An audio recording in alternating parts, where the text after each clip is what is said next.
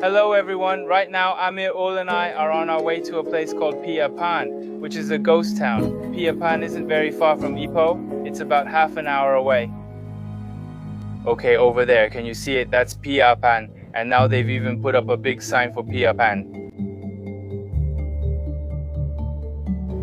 Look, there are absolutely no cars now. The only things passing by are tractors and cargo trucks. See, there's a tractor. Right now it's not dark yet. Our previous task was to go to Papan. Then let's take a look ourselves and see if those ghost stories really happened. We'll see it with our own eyes. How about the historical site over there, those old buildings? Just how forgotten are they? Now we're entering Papan's small Pakan. And now you can see that this is the oldest cemetery in Papan. Alright, let's go in and take a look. So I think a lot of Hakka people and Cantonese people are buried here. Although my mom told me that some of my ancestors are actually resting here, I've never come to visit, so I feel a bit guilty. I should come and take a look. Alright, let's go say hi to those cows. Be careful, there are a lot of landmines here. Honestly, this is also my first time seeing so many cows in a cemetery in Malaysia. But there's another good thing. Do you see the grass here? It doesn't grow too much, so the cows are basically providing free maintenance.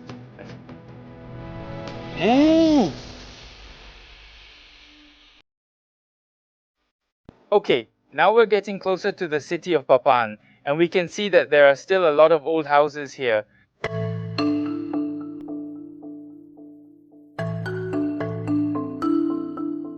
Now we've arrived in the city of Papan, so let's find a place to park the car first. Okay, let's get out and take a look. What does the name Papan actually mean? In Malay, Papan literally means wood or plank. So it's called Papan because back in the 1800s, it was a place with sawmills and wood factories. But later, they started mining tin here. 然后结果全部 focus 就考去挖石苗。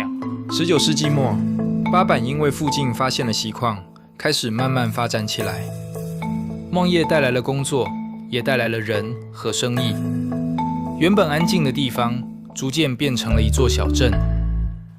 Now, we're outside during this tour. This is actually really nice because they took this very old building and turned it into an information center. They've done a great job here. Everything is visible and all information is available. So everyone who has been here and contributed to the development is recorded here. They've done a really good job. It looks beautiful here, but you can see in the back what it really looks like when it's abandoned.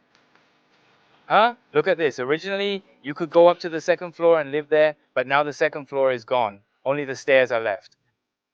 There's a big difference here. This looks like a completely different world. Okay, come over, welcome to a new world. Look, it's just a whole different world. Here, it's like coming to Jumanji. Look, the whole building is completely gone. It's a shame because if they had maintained it, it could have been beautiful. But because this city is really over 150 years old and so many things have happened, everything is now completely overgrown.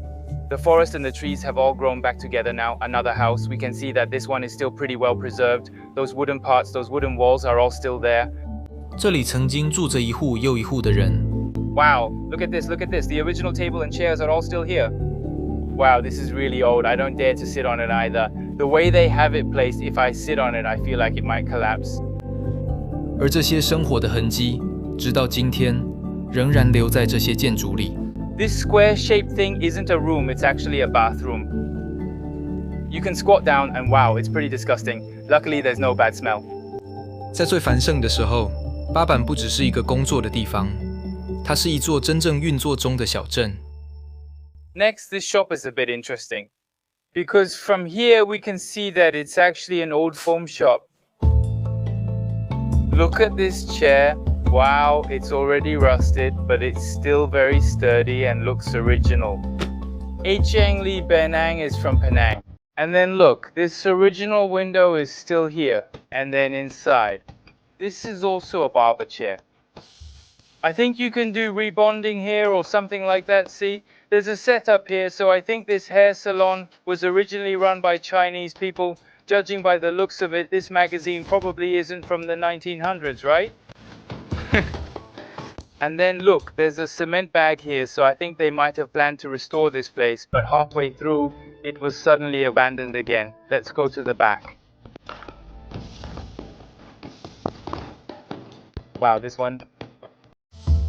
It should be this one. Looking here, we see this wall, so it must be it. When it collapsed, all those structures fell with it. Wow, this is completely exposed. The whole rooftop is already gone, and there's sunlight here. It's not just this. The second floor doesn't have a rooftop either. It's just completely gone.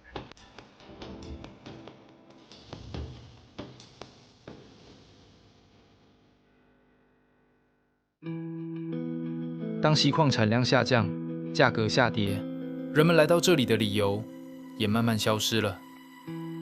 走在这条街上，一间接一间全都关上了。当工作停止，围绕着它的一切也跟着。Come down. Do you see it? In front of it, this foundation is already cracked like this, like this. The foundation here in front is already ruined. So they've already used new cement and new bricks to reinforce it. But actually, the ones with a lot of trees growing might even be stronger. Because these trees, these roots, they make it firm. Because they tie everything together. Oh, this one is open. Let's check something else first. Those shops we could enter earlier are actually very dirty. But this shop is a bit special. Look in the middle, it's completely clean here. And there are only a few leaves, so maybe someone was cleaning it a few days ago. And look at these roots. I asked someone and they said it takes at least 50 to 80 years for them to grow like this. Because you see how they go all the way up. Just like the temples at Cambodia's Angkor Wat.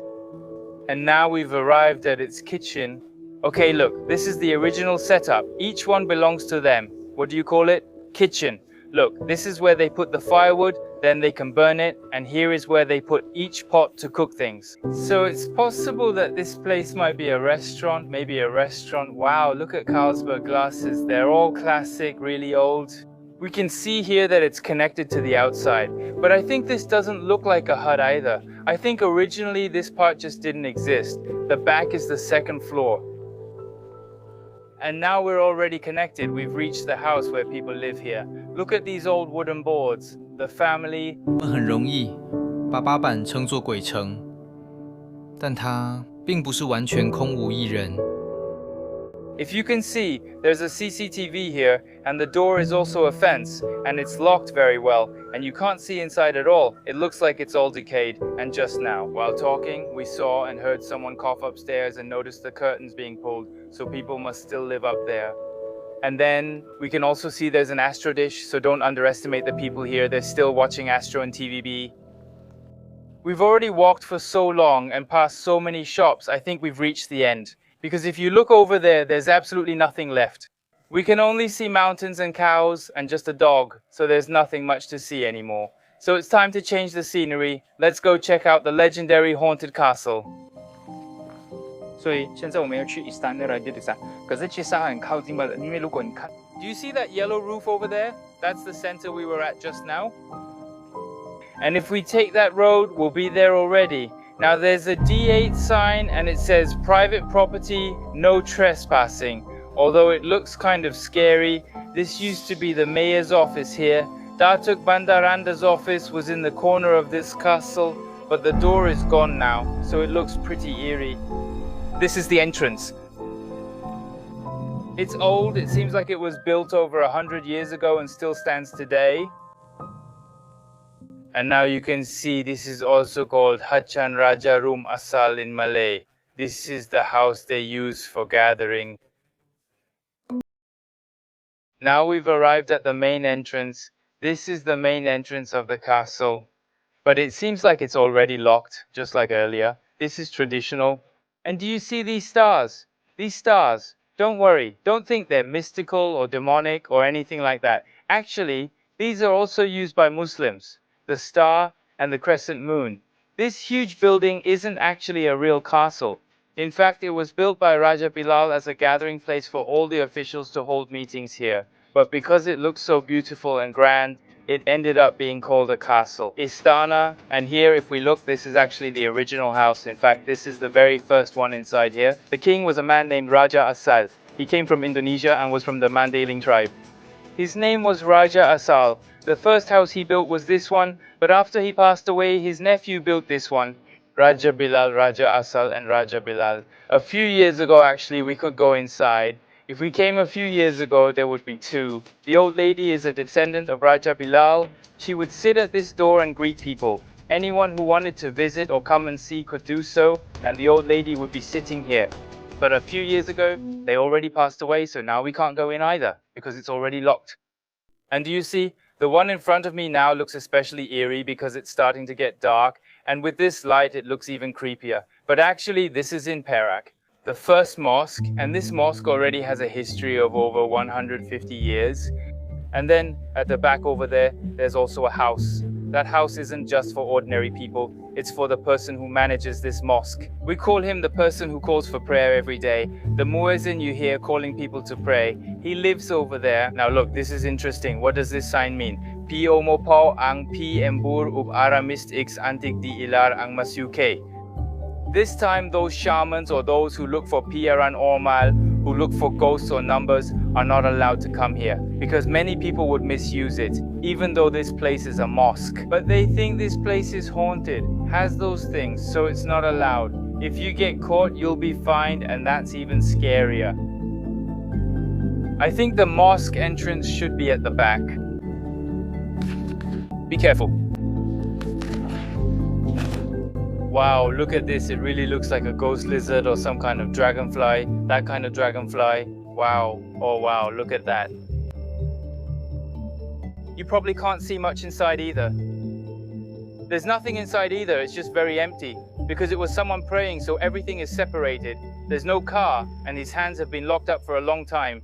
But, oh right, there's also a scary incident. When I passed by, according to some legends, when people came here to film, they were over there, messing with the chair I was sitting on, and they saw an old lady peeking at them behind this mosque. She wasn't human, just an old lady peeking at them. And she would watch for a long time, and some people, well, they wondered how long she watched. They said they could hear, right here, the sound of someone knocking on wood, that knocking sound. Actually, it means calling people to come and pray. But no one was there, right? So when those sounds started, it was really scary.